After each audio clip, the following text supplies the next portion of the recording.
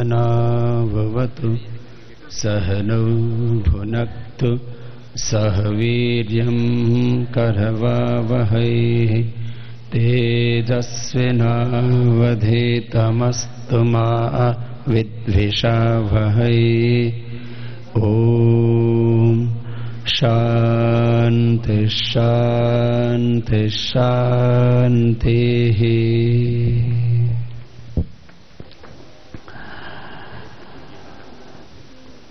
योगी पिंड और ब्रह्मांड के जो भौतिक सत्य हैं और पारमार्थिक सत्य हैं उनको यथार्थ रूप से जानता है और ज्ञान पूर्वक, विवेक पूर्वक, युक्ति पूर्वक अपने लौकिक और पारलौकिक, भौतिक और आध्यात्मिक कर्तव्यों का निर्वहन करते हुए अपने लिए, समाज के लिए, भगवान के लिए वो उपयोगी होता हुआ जीवन में और जगत में, स्वयं में और समष्टि में पूर्णता की अनुभूति करता हुआ पूर्ण विवेक, पूर्ण निष्ठा और पूर्ण पुरुषार्थ के साथ अपना और समष्टि का अभ्युदय और निश्रेय से सिद्ध करता है। इस योग और अध्यात्म के क्षेत्र में, जिसको हम परा और अपरा विद्याएं कहते हैं, उन परा और अपरा विद्याओं में हमारे पूर्वजों की बहुत बड़ी निपुणता थी, उनका बहुत बड़ा कौशल था। वेद, दर्शन, उपनिषद, यह जो हमारी ऋषि ज्ञान परंपरा है, इस आर्ष ज्ञान परंपरा में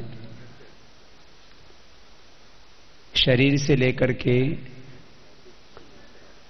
पूरी समष्टि तक जो दृश्य अदृश्य सत्य हैं उनकी ओर आज श्रद्धेय आचार्य श्री हमें प्रबोधन देने वाले हैं। योगी तो पूरे इस अस्तित्व में ही युक्ति पूर्वक जीता है। पूज्य स्वामी सोमानंद जी महाराज जो इस युग के एक बहुत बड़े ऋषि हुए, उनके उपदेशों से ओतप्रोत एक भजन को हम आनंद पूर्वक गाते हैं और अपने जीवन को भी वैसा बनाने के लिए भीतर से एक प्रेरणा पाते हैं। जोगी जोग जुगत से करे ना हो, जोगी जोग जुगत से करे ना, निर्भय चारों कूट विचरना, निर्भय चारों कूट विचरना, जोग जोगत से करना हो, जोगी जोग जोगत से करना हो, जोगी जोग जोगत से करना। कार्य वचन निर्मल मन रहना, कार्य वचन निर्मल मन, संभल संभल पग धरना हो, संभल संभल पग धरना, सब पर करुणा मुदिता मैत्री, सब पर करुणा मुदिता मैत्री, हार विहरना हो जोगी, जोग जुगत से करना ओ जोगी, जोग जुगत से करना। आधत आतुर संसृति सागर, आदत आतुर संसृति सागर, पर दुख देख पिघले ना हो, पर दुख देख पिघले ना। परहित रमण मरण सब जग हित, परहित रमण मरण सब जग हित, ऐसी साध सुमर ना हो जोगी, जोग जुगत से करना हो जोगी, जोग जुगत से करना। अहंकार की तापत मिथ्या, अहंकार की तापत मिथ्या, अपने सन्मुख धरना हो, अपने सन्मुख धरना। समदृष्टि दीपक ले कर में, समदृष्टि दीपक ले कर में, जन मन ज्योति भरना हो जोगी, जोग जुगत से करना हो जोगी, जोग जुगत से करना।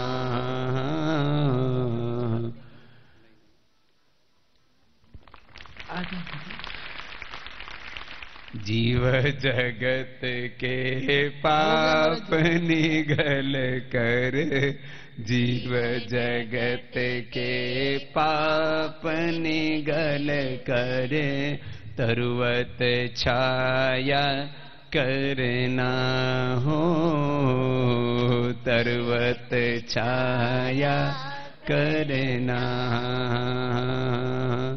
उमड़ उमड़ कर हृदय गगन में, उमड़ उमड़ कर हृदय गगन में, ब्रह्म मेघ बन झरना हो जोगी, जोग जुगत से करना हो जोगी, जोग जुगत से करना।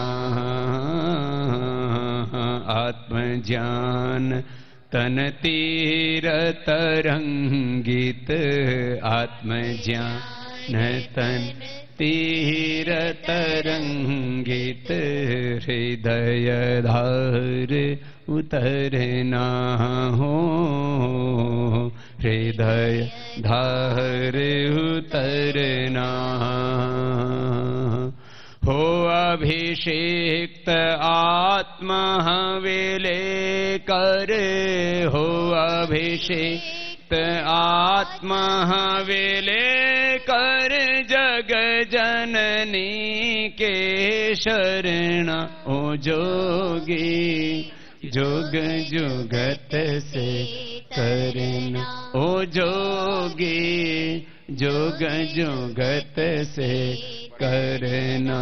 निर्भय चारों खूट विचरना, निर्भय चारों खूट विचरना, जोग जुगत से करना हो जोगी, जोग जुगत से करना हो जोगी, जोग जुगत से करना।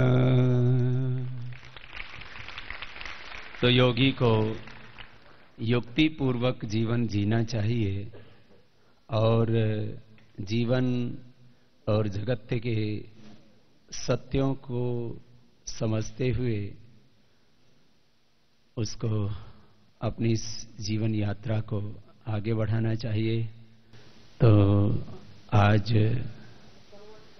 श्रद्धेय आचार्य श्री जीवन और जगत का जो विज्ञान है यही योग विज्ञान है, और जीवन और जगत के यूं तो अनगिनत रहस्य हैं। उन रहस्यों में से कुछ रहस्यों का उद्घाटन श्रद्धेय आचार्य श्री करेंगे। पिछले करीब 2-3 वर्षों से इस शोध में श्रद्धेय आचार्य श्री और उनके साथ में हमारी बहुत सी विदुषी बेटियां और बहुत से विद्वान महापुरुष संलग्न थे। आज ये बहुत ही महत्वपूर्ण परिचर्चा, एक बहुत ही गंभीर संवाद श्रद्धेय आचार्य श्री हम सब के लिए लेकर के आए हैं। तो पूरे योगपीठ परिवार की ओर से श्रद्धेय आचार्य श्री को हम बहुत बहुत प्रणाम करते हैं। उनका भौतिक पुरुषार्थ तो आपने बहुत देखा है, उसको अनुभव किया है। यह श्रद्धेय आचार्य श्री ने एक आध्यात्मिक पुरुषार्थ किया है, इसके लिए भी उनका बहुत बहुत अभिनंदन है। तो वो अपने प्रवचन से, अपने उपदेशों से, अपने मार्गदर्शन से हम सबको कृतार्थ करें। श्रद्धेय आचार्य श्री।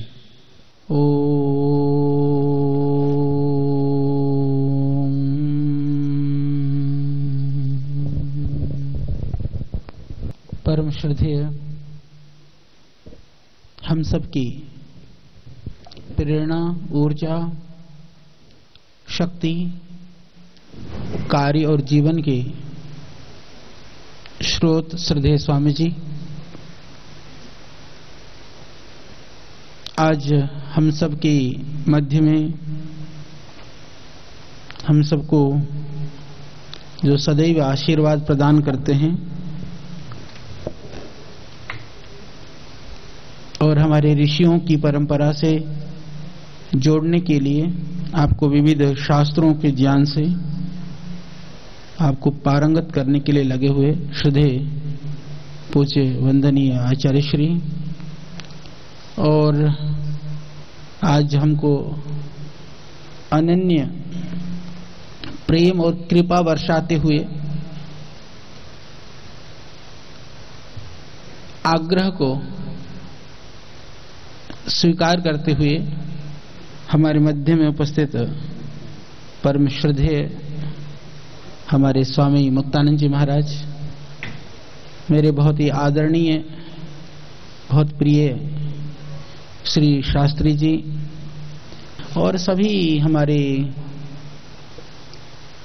विद्वान ब्रह्मचारी ब्रह्मचारिणी गण, और हमारे विश्वविद्यालय के, महाविद्यालय के छात्र और छात्राएं, और चोटीपुरा गुरुकुल की हमारी सभी बहनें, और मेरे सहयोगी डॉक्टर राजेश, डॉक्टर रमिता। आज दरअसल ये कोई नई बात तो नहीं, उद्बोधन भी कोई नई चीज नहीं, कई बार हम आपको सुनाते हैं, आप सुनते हैं। जिस तरह का समय रहता है, जिस तरह के अवसर होते हैं, उसी तरह से बातें कही जाती हैं। पर बात कुछ ऐसी थी, क्योंकि मेरा विषय वस्तुतः, आप लोग बड़े बड़े विद्वान लोग बैठे हैं, अब पूज्य गुरु जी बैठे हैं, बहन जी बैठी हैं, ये आप सभी लोग हमसे ज्यादा विद्वान हैं, क्योंकि आप दर्शनों में दर्शन करते हुए आपको कई साल हो गए।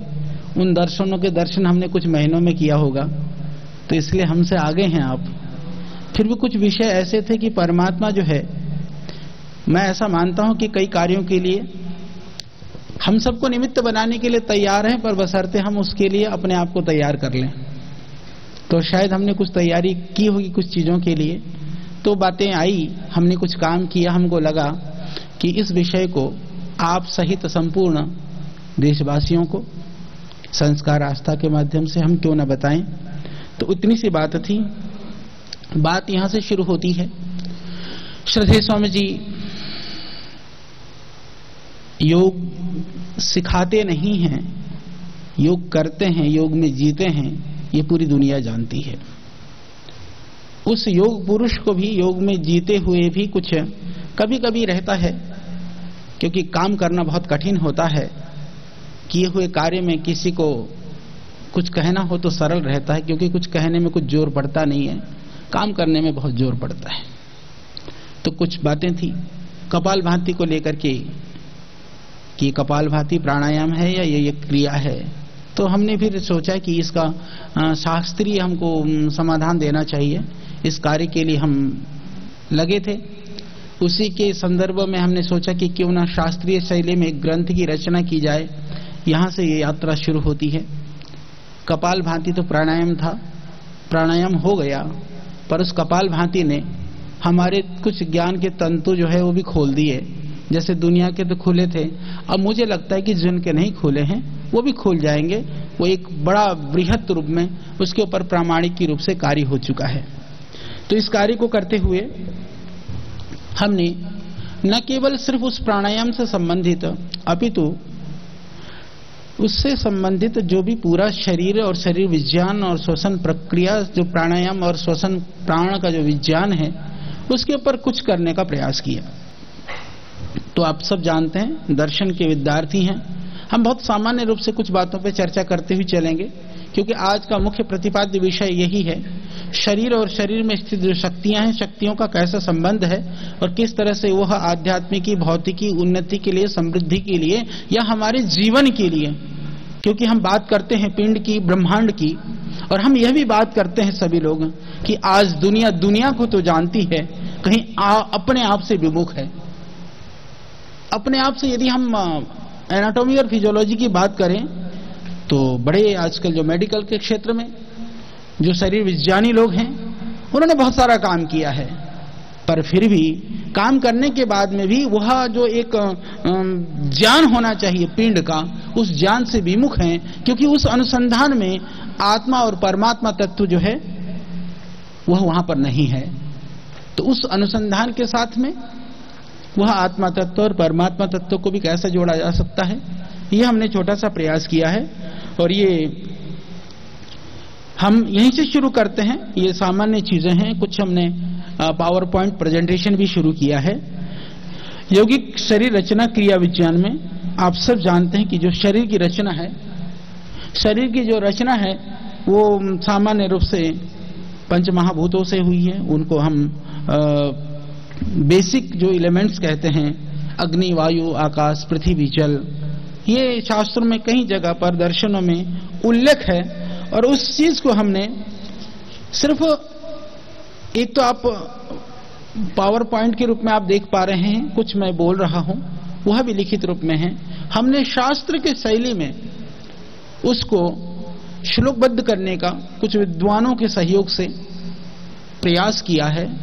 तो उस प्रयास को भी, क्योंकि थोड़े अंश में हम आपको उसके साथ जोड़ते हुए चलेंगे, तो मैं चाहूंगा शारीरिक रचना का पंच महाभूत का, जिसे आप देख रहे हैं, पंच महाभूत के साथ में इसके कारण भी हैं। तो शरीर की जो रचना है कैसे पंच महाभूतों से होती है, हमारे जो श्लोक हैं उन श्लोकों के माध्यम से भी आपको सुनने को मिलेगा।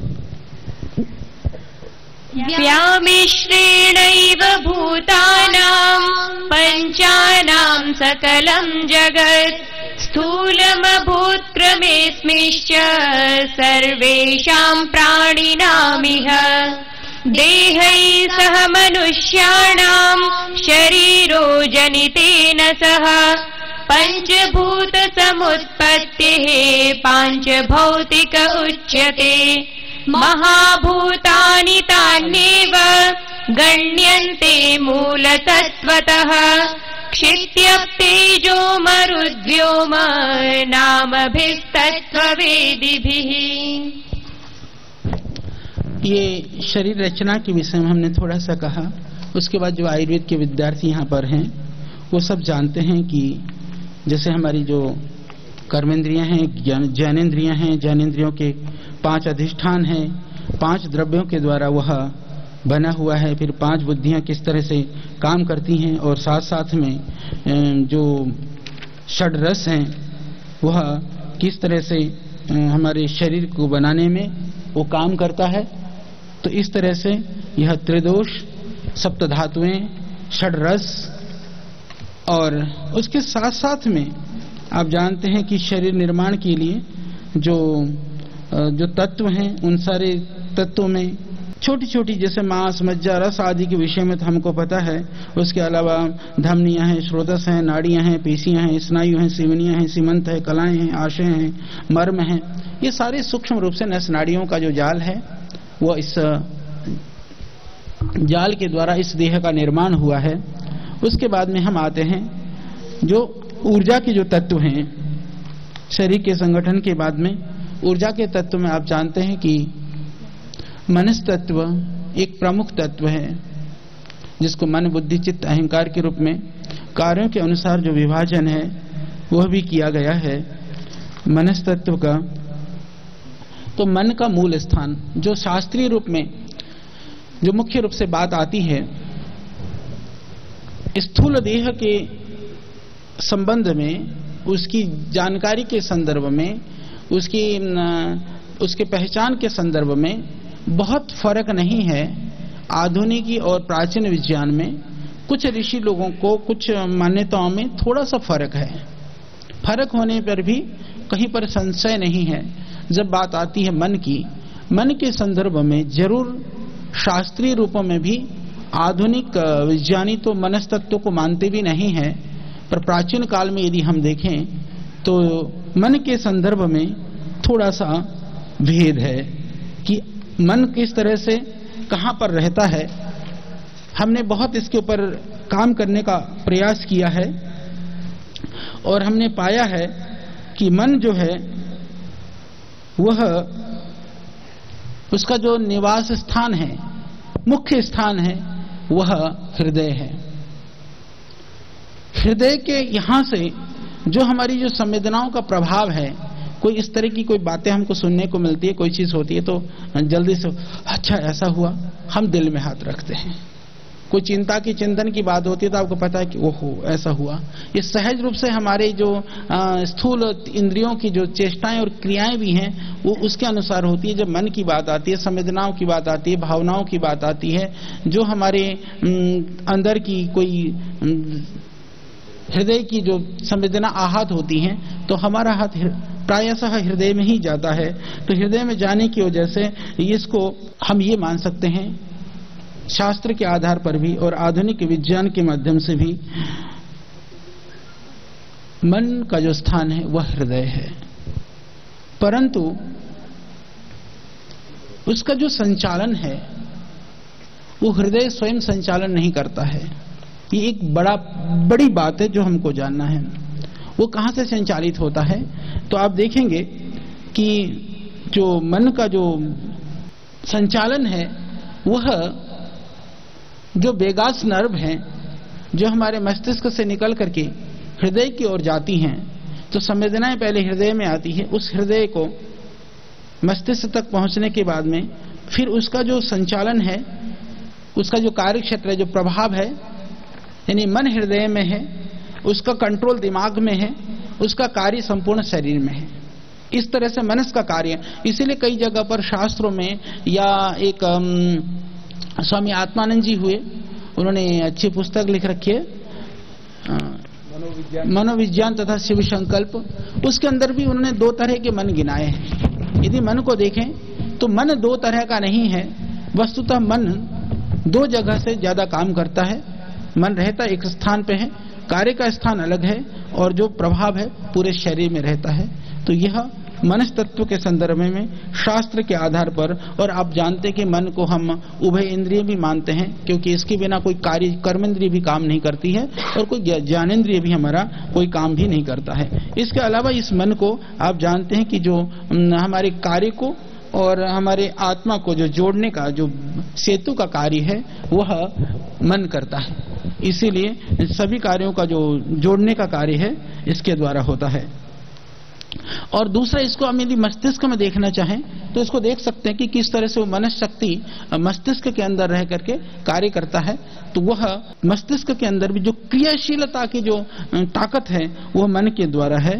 और इसी तरह से जो विषय इंद्रियों से इंद्रिय, मन से इंद्रिय ज्ञानेंद्रिय, और मन से मन फिर आत्मा के साथ संयुक्त होता है, तब जो है जो कार्य है, जो कार्यकारी तक प्रमुख कार्य जो है ज्ञानेंद्रिय द्वारा जो ज्ञान प्राप्त होता है, वह अहंकार बुद्धि आदि में पहुंचने से फिर वह हम कार्य में प्रवृत्त हो जाते हैं। तो उसको समझाने के लिए किस तरह से जितने भी जो विषय हैं उन विषयों को कार्य तक कैसे पहुंचाया जाता है, ये भी हमने आपको दिखाने का